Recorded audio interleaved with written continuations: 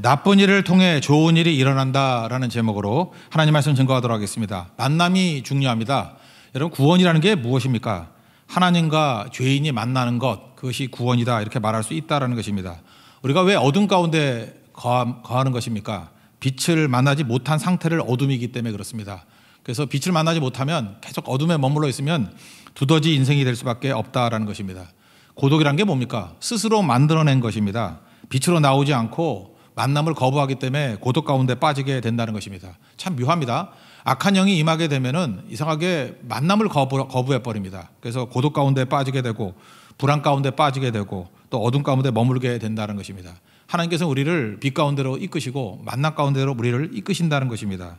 그래서 하나님이 일하신다는 건 뭐냐? 성경을 보십시오. 대부분 만남 가운데 하나님께서 역사하신다, 그걸 깨닫게 됩니다. 그래서 만남의 축복이라 그러죠. 하나님 만나는 게 최고의 축복입니다. 그래서 하나님 만나야 되고 또 좋은 스승 만나야 되고 좋은 배우자 만나야 되고 좋은 친구 만나야 됩니다. 이런 게 다 무엇입니까? 하나님께서 만남을 통해서 일하신다라고 하는 것을 보여주는 내용이라는 것입니다. 오늘 성경을 보니까 별로 좋지 않은 일입니다. 기근입니다. 기근을 왜 보내셨습니까? 만나게 하시기 위한 하나님의 특별한 길이라는 것입니다. 이게 만나기 이전에도 요셉은 그 형들이나 나머지 사람들이 용서했던 것 같습니다. 그러니까 용서는 개인의 문제지만 화해는 만남을 통해서만 이루어질 수 있기 때문에 그렇습니다. 먼저 요셉이 용서했다는 것은 첫 번째 아들을 낳았을 때 이름이 므낫세였죠. 므낫세의 이름 뜻이 뭐냐면 잊어버렸다, 그런 뜻이에요. 그러니까 나는 용서했다, 그런 뜻이겠죠. 거기다가 보디발의 아내를 문제 삼지 않는 모습을 보면 그 요셉의 마음 가운데는 용서하는 마음이 있었습니다. 미워하지 않습니다. 복수하지 않습니다. 그렇지만 용서는 했지만 화해는 만나야 이루어지잖아요. 그래서 하나님께서 기근이라는 방식을 통해서 형제들을 만나게 만드십니다. 만나니까 삶이 회복이 되잖아요. 이 삶이 회복되지 않으면요, 이게 한 부분이 다 막혀 있는 것입니다. 그러니까 화해라는 것은 삶 전체를 다 살리는 능력이 있게 된다는 것입니다. 제가 어렸을 때 생각이 나는데 제 친구 절친이 있었습니다. 아주 친한 친구였는데 그 집에서부터 학교까지 가는 길이 3가지 길이 있었어요. 근데 이 친구가 문제가 뭐냐면 옛날에 만화가게라는 게 있었거든요. 돈 얼마를 주면은 만화책을 이렇게 빌려서 보는 건데 이 친구가 만화책을 빌려가지고 제 기억에 한 3년을 안 갖다 줬습니다. 그러다 보니까 이 만화가게 아저씨가 얘만 잡으면 이제 죽이겠다, 이런 마음을 갖고 있었던 것 같아요. 그래서 그 친구하고 같이 학교를 가려고 그러면 굉장히 짧은 길인데 그 만화가게 앞을 못 지나가는 거예요. 그래서 맨날 옆길로, 윗길로. 그러다가 몇 년 지나고 난 다음에 그 친구의 어머니가 그 문제를 해결해 줬어요. 돈을 주고 이제 해결해 줬어요. 그 다음에 그 만화가게 앞을 자유롭게 둘이 지나가는데 정말 해방감을 느끼고 진짜 파리로 만세가 나오더라고요. 그러니까 무슨 얘기입니까? 어떤 한 부분이 화해가 이루어지지 않을 때는 그 한 포인트에서 끝나는 게 아니라 그 영역 전체가 다 막혀버린다는 것입니다. 우리 몸도 그렇잖아요. 한 부분이 막히면은 무슨 핏줄 막히면 죽잖아요, 사람이. 한 포인트의 문제가 아니라 몸 전체의 문제가 될 수 있다는 것입니다. 그러니까 악한 마귀는 우리로 하여금 그런 축복을 누리지 못하게 만들기 위해서 만남을 거부하게 만들어요. 자꾸만 이렇게 숨어 있게 만들고 그냥 홀로 있게 만들고 이렇게 빛 가운데 나오는 것을 거부하게 만드는 일이 있다라는 것입니다. 여기 기근이라는 건 분명히 나쁜 일이죠. 나쁜 일이지만 여기서 좋은 일이 벌어지지 않습니까? 화해가 이루어지고 그 다음에 또 이 자체가 이 가족의 구원을 이끄는 능력이 되지 않습니까? 그런 의미에서 내 삶 가운데 벌어지고 있는 별로 좋지 않다고 생각하는 나쁜 일들, 질병일 수도 있고 경제 위기일 수도 있고 자녀의 고통일 수도 있고 여러 가지 오늘 예배드린 성도 가운데 나쁜 일이라고 생각하는 것이 있지 않습니까? 그걸 통해서 여러분 만남을 보십시오. 하나님께서 어떤 만남을 이끌어 주시는가. 그 만남이 오히려 우리 삶 전체를 다 살리는 힘이 되고 나중에는 합력하여 선을 이루는 것이 될 수도 있다라는 것입니다. 오늘 기근 나쁜 겁니다. 근데 이것 때문에 형제들과 요셉이 만나게 됩니다. 로마서 8장 28절의 말씀과 같죠? 합력하여 선을 이룬다. 모든 것이 이렇게 좋게 된다, 그런 뜻입니다. 이런 예가 성경상에 보면은 구레네 시몬한테도 벌어진 것 같아요. 6월절입니다. 예배드리러 예루살렘이 다 모였죠. 근데 구레네 시몬에게 얼떨결에 예수님의 십자가를 대신 지고 가는 일들이 벌어지게 되었습니다. 나쁜 일이죠. 이거 개인적으로 볼 때 나쁜 일, 개인적으로 볼 때는 운이 없는 일, 황당한 일. 여기 보니까 억지로 했다 그러잖아요. 억지로. 자기가 원하는 일도 아니었고 기분 나쁜 일이었습니다. 억지로 십자가를 메고 가게 만들었다는 것입니다. 이게 웬일이에요? 근데 이 일 때문에 나중에 구레네 시몬이 예수를 믿게 되었고 그 다음에 마가복음 15장 21절 보니까 그의 아들을 둘 얘기하고 있어요. 구레네 시몬을 그냥 표시하는 게 아니라 알렉산더와 루포의 아버지인 구레네 시몬이 그저 십자가를 억지로 졌다, 이런 얘기가 나와요. 근데 그 중에 특별히 루포라는 사람은 초대교회의 중요한 목회자 됐습니다. 일꾼이 되었고, 또 로마서 16장 13절을 보면 사도 바울이 뭐라고 표현하느냐 하면은 그의 어머니, 루포의 어머니, 그러니까 누구예요? 구레네 시몬의 아내지요. 그 아내가 나의 어머니다, 이렇게 묘사를 합니다. 그러니까 사도 바울에게도 영적인 영향을 엄청나게 미쳤던 초믿음의 어머니 역할을 감당하는 여인이 되었다는 것입니다. 다 구원받잖아요. 로마서 16장 13절 보니까 주 안에서 택하심을 입은 루포와 그의 어머니에게 문안하라. 그의 어머니는 곧 내 어머니니라. 잘 보세요. 이게 지금 나쁜 일 같이 보였던 일들이 구레네 시몬이 구원받고 두 아들 구원받고, 특별히 루포는 중요한 사역자 되고, 그의 아내는 사도 바울에게도 영향을 미치는 영적인 어머니 역할을 감당하더라. 나쁜 일입니까? 좋은 일입니까? 나쁘다고 생각했던 것이 삶 전체에 좋은 것을 다 몰고 오는 어떤 스위치가 되더라는 것입니다. 그렇다면 우리도 인생을 해석을 달리해야죠. 지금 이 나쁜 게 아니라는 거예요. 나쁨은 만남을 이끕니다. 그 만남을 통해서 오히려 우리가 위대하게 쓰임받을 수 있고 영광스럽게 쓰임받을 수 있다는 것입니다. 나쁜 일을 통해서 좋은 일이 온다. 이거 잊지 마십시오. 그 일반 역사에서도 제가 하나 생각나는 게 있는데, 우리한테는 별로 좋은 기억은 아니지만 그 임진왜란의 원흉이 누굽니까? 도요토미 히데요시죠. 이 도요토미 히데요시가 어떻게 이렇게 성장했는가, 제가 그 읽어보면서 너무 재밌더라고요.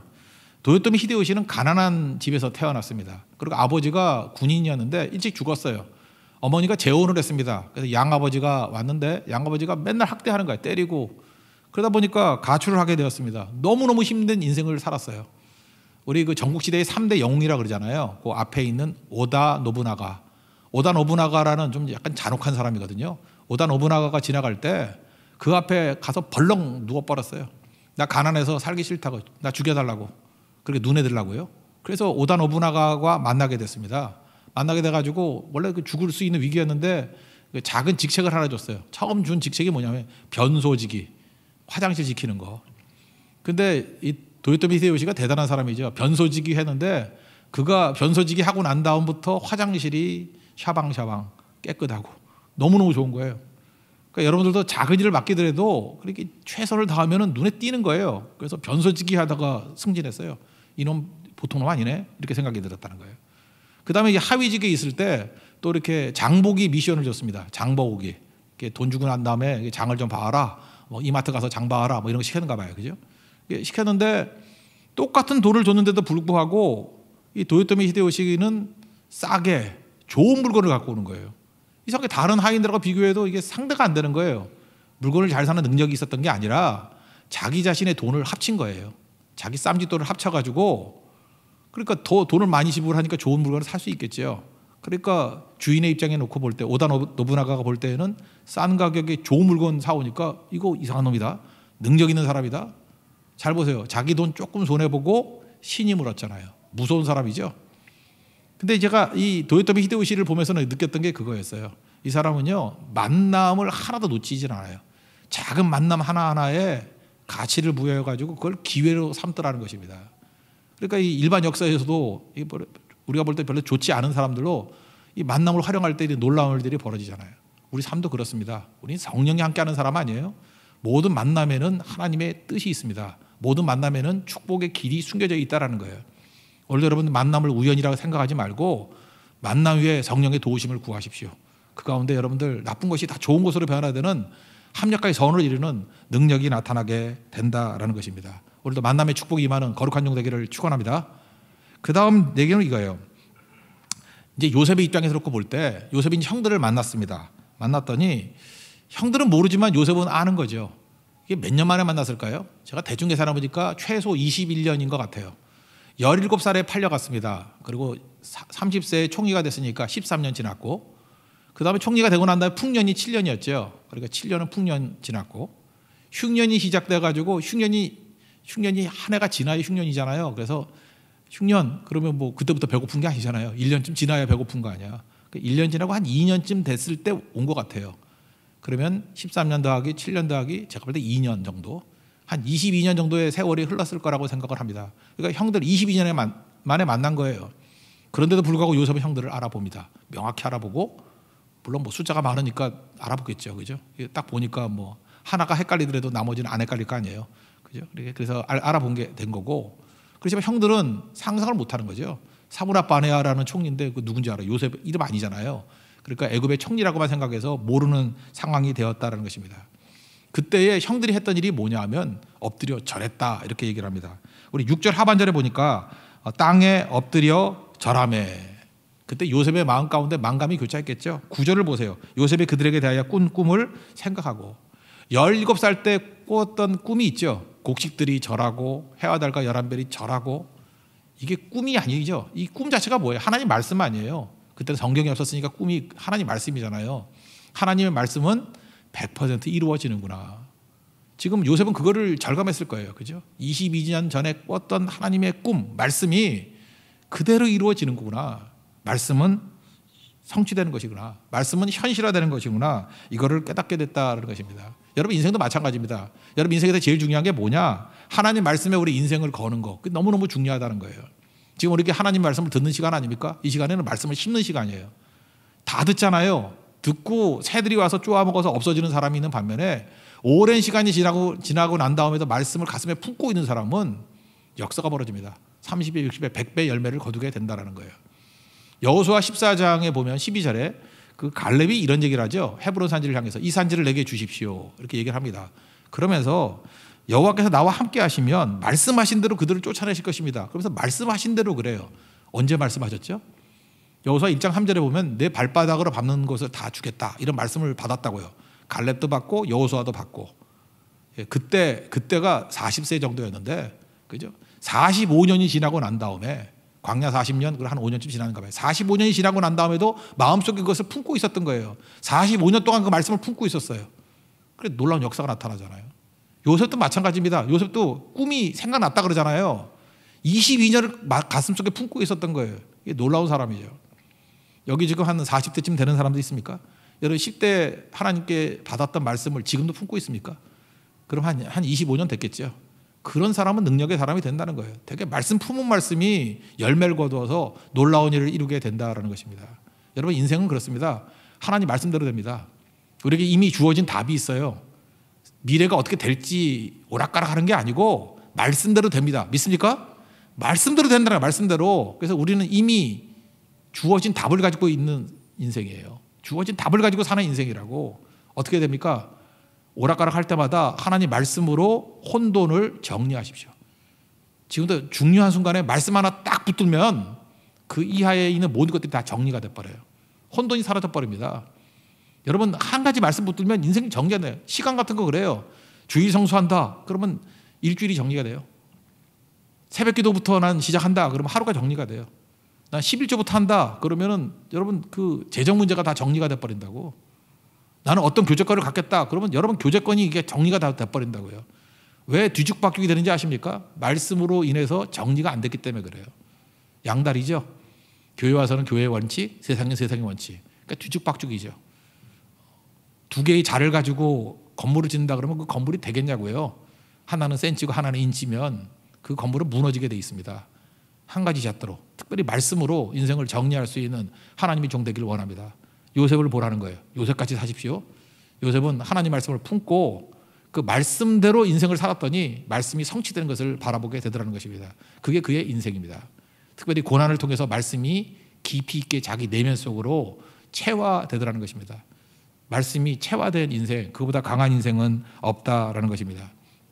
지금 요셉은 자기 자신이 누렸던 유익을 그대로 형들에게도 누리기를 원했습니다. 그래서 형들 만나가지고 우리 같으면 그냥 자기 감정적으로 생각한다 그러면 반가워요 형 그러면서 눈물 흘리고 그냥 좋다 그럴 수 있겠죠. 근데 요셉이 형들을 갖다가 어렵게 만들려고 하는 것이 아니고 괴롭히려고 그러는 게 아닙니다. 형들에게 일부러 엄하게 대한 이유가 있습니다. 왜냐?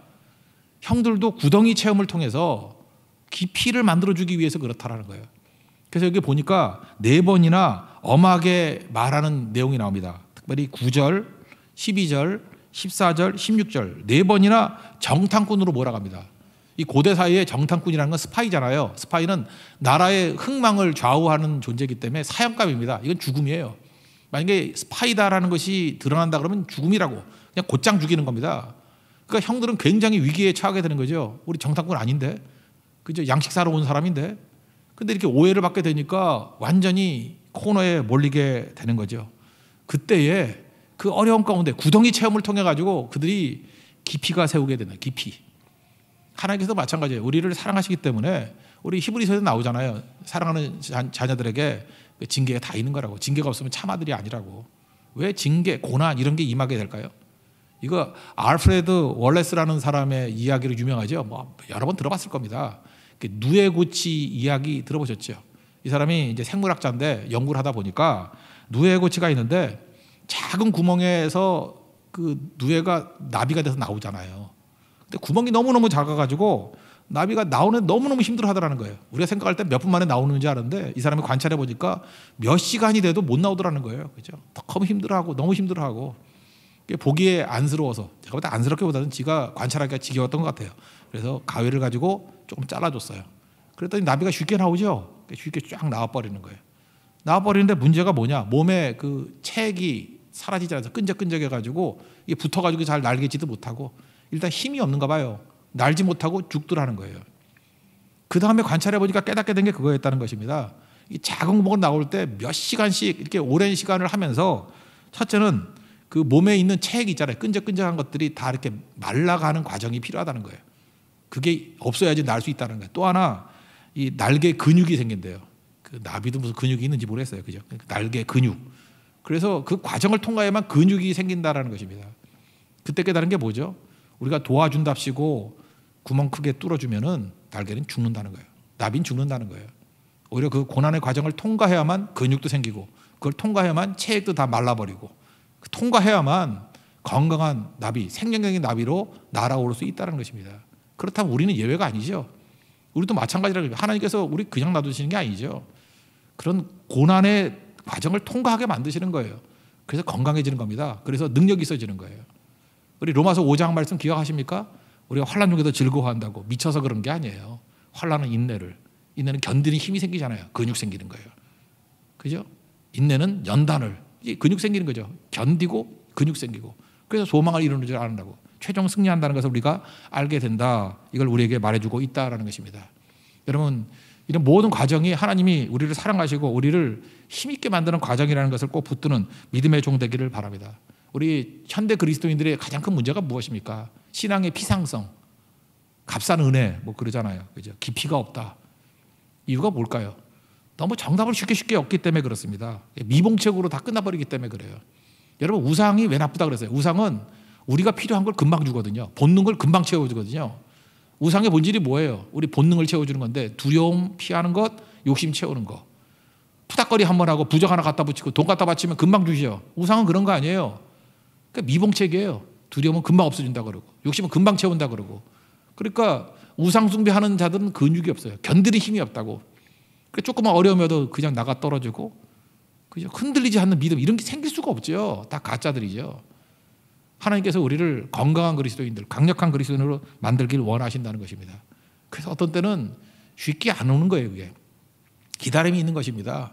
그리고 우리 내면에 깊이 있는 것들을 다 끄집어내 가지고 살려내는 능력이 있다라는 거예요.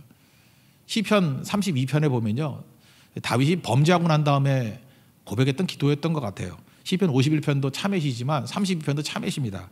1절부터 4절까지 읽어드리면 허물의 사함을 받고 죄가 가려워진 자는 복이 있다. 1절 마음에 간사함이 없고 여호와께 정죄당하지 않는 자는 복이 있다. 3절 내가 입을 열지 않고 종일 신음함으로 뼈가 쇠하였다. 4절 주의 손이 주야로 나를 누르기 때문에 내 진액이 다 말라서 여름 가뭄에 메마른 같이 되었다. 이렇게 표현을 합니다. 지금 우리 보통 사람 같으면 뭐를 복이라 그러죠? 건강한 게 복이고 출세하는 게 복이고 부자 되는 게 복이다. 근데 다윗은 그렇게 말하지 않습니다. 죄 용서함 받는 게 복이다. 이 깊이죠. 고난 가운데가 깨달은 거예요. 최고의 복은 뭐냐면 사죄의 은총이다. 사죄의 은총. 죄 용서함을 받는 것이 복이다. 내가 죄 용서함을 받지 못할 때 어떤 일이 벌어졌느냐? 뼈가 쇠하고 진액이 마른같이 되어버렸다. 이게 사는 게 아니야. 그런 얘기죠. 근데 하나님께서 특별히 우리 신약의 백성들 예수 그리스도의 십자가의 보혈의 피로 말미암아 우리가 죄 사함을 받았어. 그래서 내가 거듭나게 되었다. 그게 최고의 복이라는 것입니다. 이게 뭐예요? 여기서 견디는 능력이 나오고 여기서 진짜 깊이가 나오는 거죠. 하나님께서 여러분들 얕은 그리스도인이 아니라 깊이 있는 그리스도인 되기를 원합니다. 하나님의 깊은 사랑과 능력을 체험하는 종들이 되기를 원해요. 강력한 종들이 되길 원한다고요. 그래서 어떤 때는 견디는 힘을 위해서 이런 과정들을 통과하게 만든다는 것입니다. 그러니까 요셉이 이 과정을 통해서 말씀을 품고 체화된 능력의 종이 되잖아요. 형들도 이런 과정을 통과하기를 원한다는 것입니다. 여러분 그 막스 베버가 생각나는데 막스 베버가 그 프로테스탄티즘 설명을 잘했잖아요. 캐톨릭하고 프로테스탄트하고 차별된 이유가 뭐냐 그걸 분석을 해봐서 그 책에 나오는 얘기인데 보니까 그 인물들이 이 프로테스탄트에서 많이 나오더라는 거예요. 카톨릭에서 많이 나오는 게 아니라. 이유가 뭐냐? 이 사람은 재미있는 걸 봤어요. 수유법, 아기 젖 먹이는 법을 통해서 발견한 거예요. 그 캐톨릭 가정에서 보니까 애들이 울면 막 젖 준다는 거예요. 울면 주고, 울면 주고. 그러니까 얘네들은 견디는 능력이 없다는 거예요. 그냥 울기만 하면 맨날 울어요. 쨍쨍대고 울기만 하고. 근데 프로테스탄트 가정에서는 이 원칙이 있는 거예요. 4시간마다 하루에 6번씩 6, 4, 24니까 4시간마다 젖을 주는 거예요. 중간에 아무리 울어도 절대 안 줘요. 그러니까 이 애들이 몇 달 이렇게 경험하다 보니까 뭘 깨닫겠어요. 4시간 되기 전에는 아무리 울어도 인건비도 안 나오는구나. 이걸 깨닫는 거예요. 그래서 울지 않는데요. 그리고 기다리는 법 배우는데 아무리 배고파도 때가 되면 주는구나. 그래서 그때까지 이게 만족을 지연하는 법을 배운다는 거예요. 그러다 보니까 여기서 나오는 게 뭐예요? 약속과 성취라는 것이 몸에 배지는 거죠. 약속한 것은 성취된다. 그리고 견디는 거다. 믿음이 뭐였어요? 애무나 견딤 또는 버팀. 그래서 계약사상이 여기서 나왔다는 거예요. 계약이 더 철저하다는. 계약은 믿을 만한 것이 된다는 것이 어려서부터 수의법을 통해서 깨닫게 된다는 것입니다. 그래서 얘네들이 이제 신용사회를 만들었다는 거죠. 그래서 상공업을 일으키는 중산층이 되더라. 제가 볼 때 이 분석은 상당히 의미가 있다고 생각을 합니다. 하나님께서 우리를 그렇게 만드시는 거예요. 그렇죠? 견디게 만드는 힘. 여러분 하나님 앞에서 이런 견디는 믿음의 능력을 갖는 하나님의 종 되기를 원합니다. 언제 견디는 힘이 생깁니까? 환난 중에도 기뻐하는 거예요. 고난을 통해서. 그렇죠? 이런 것들이 다 세워지게 된다라는 것입니다. 형들을 3일 동안 감옥에 가두었습니다. 17절 보니까 그들을 다 함께 3일을 가두었더니 구덩이 체험을 하게 만든 거죠. 3일의 의미, 이건 성경에 더 많이 있는 것 같아요. 예수님께서 3일 만에 부활했잖아요. 3일 동안 그저 이렇게 그 지옥의 바닥까지 내려가셨다가 올라오신 거예요. 죽음의 체험을 하고 올라오신 거 아니에요? 그러니까 이게 무슨 얘기예요? 깊어지는 과정이라고요. 오늘도 여러분 고난당하는 성도들이 계십니까?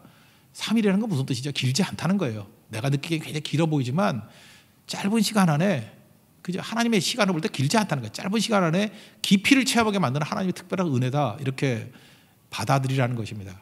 요나를 보십시오. 요나도 물고기 뱃속에 3일 동안 있었죠. 물고기 뱃속에. 그가 불순종하고 자기 멋대로 살다가 물고기 뱃속에 들어가서 요나서 2장을 보십시오. 기도를 배웁니다.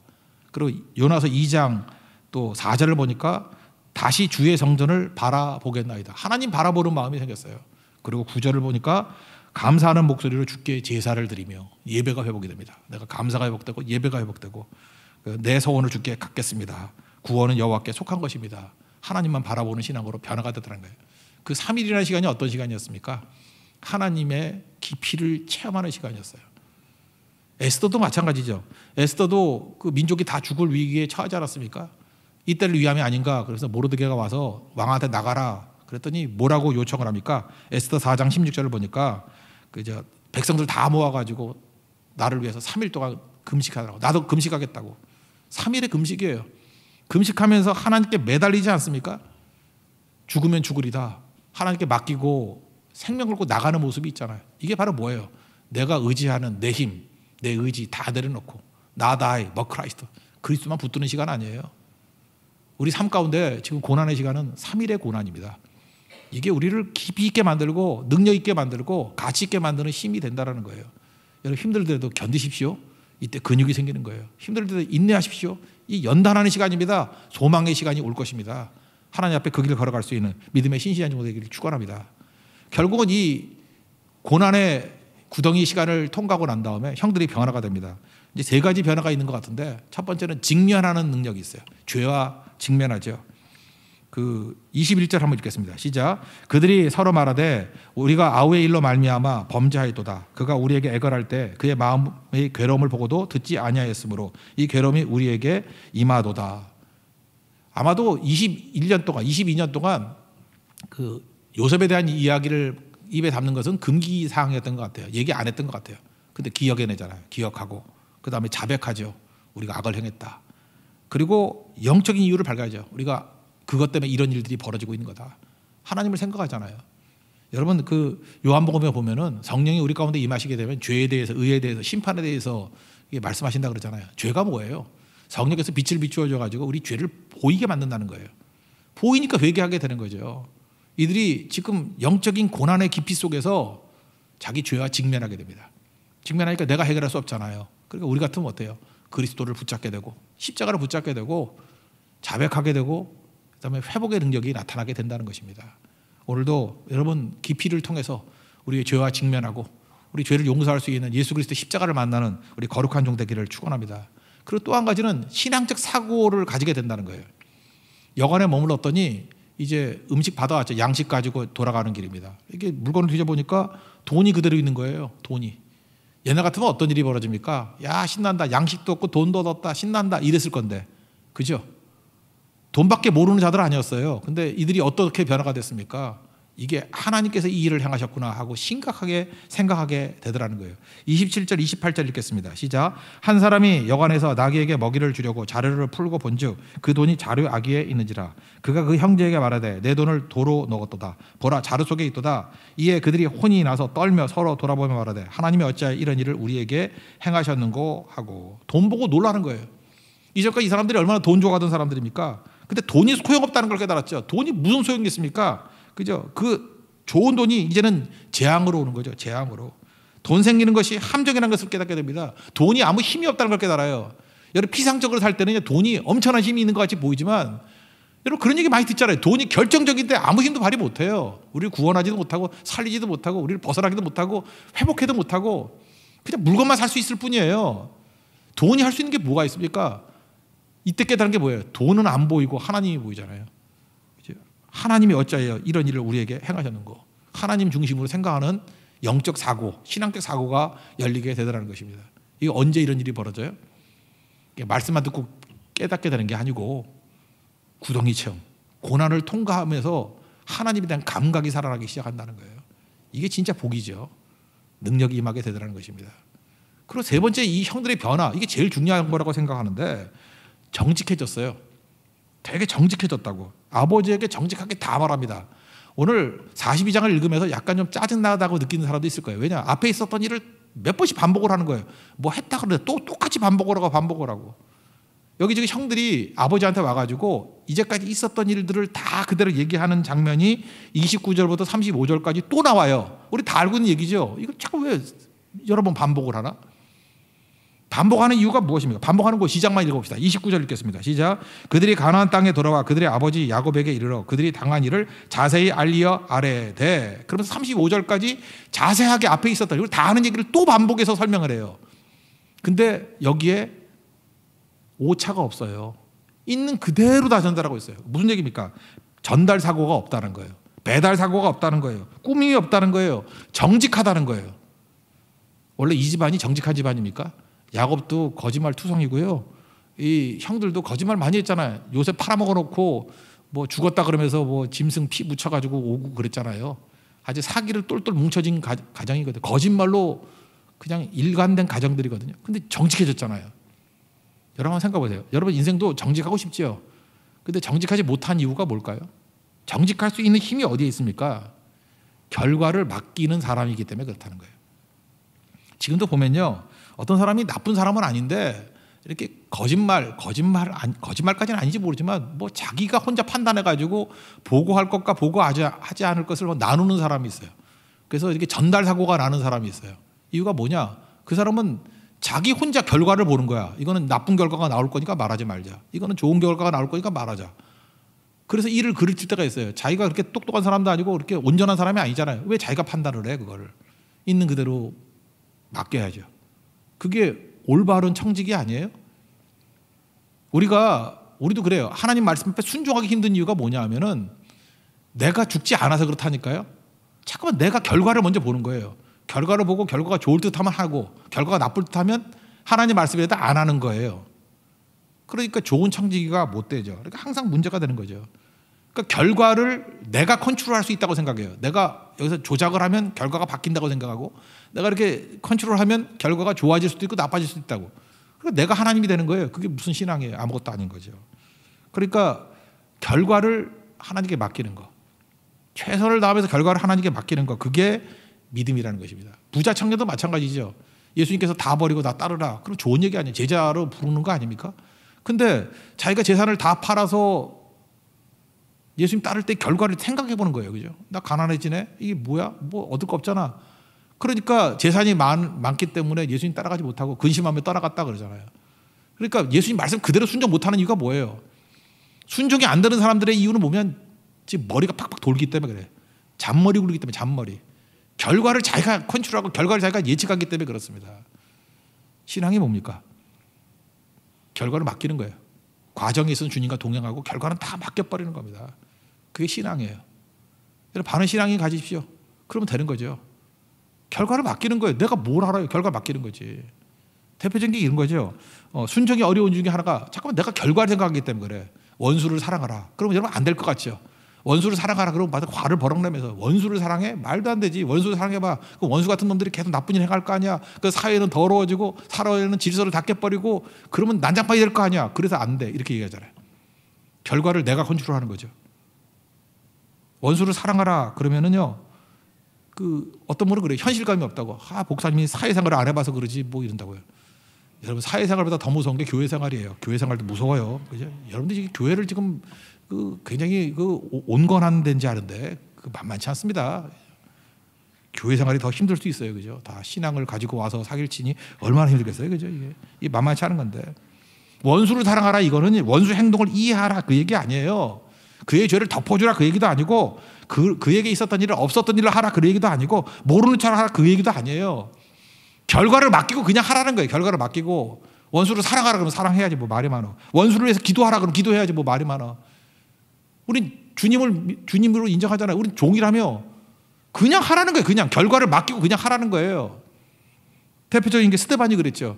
스데반이 짱돌에 맞아 죽어가면서 이 말씀 기억했잖아요. 그 두 가지 기도하죠. 주 예수의 내 영혼을 받으시옵소서. 자기 영혼을 위해서 기도하고 마지막 기도가 뭐예요? 이 죄를 저들에게 돌리지 마십시오. 저들 용서해달라고. 그거 명령 그대로 한 거 아니에요. 그냥 기도했어요. 그냥. 근데 그 기도를 들었던 사람이 누구예요? 핍박자 사울. 나중에 전도자 바울이 됐죠. 저는 그렇게 생각해요. 스데반이 돌멩이 맞아가면서 하나님께서 그에게 뭐 계시를 알려줬다고 생각하잖아요.